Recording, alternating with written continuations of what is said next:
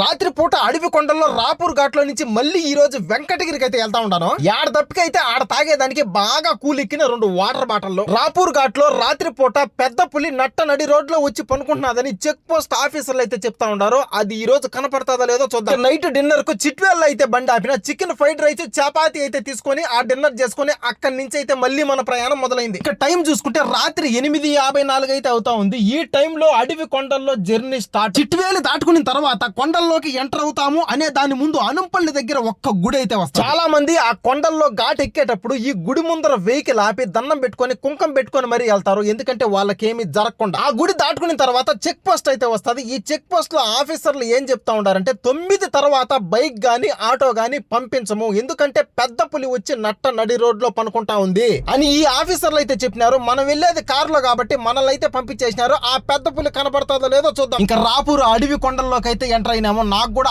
ఆశగానే ఉంది ఆ పులిని అయితే చూడాలని. అని అనుకునే లోపే తలుక్కుని కనపొచ్చిందిరా స్వామి. ఏంది టాటా మ్యాజిక్ డిక్కీ బండి డివైడర్ కి ఎవడో గుద్దించి పాదింగినాడు.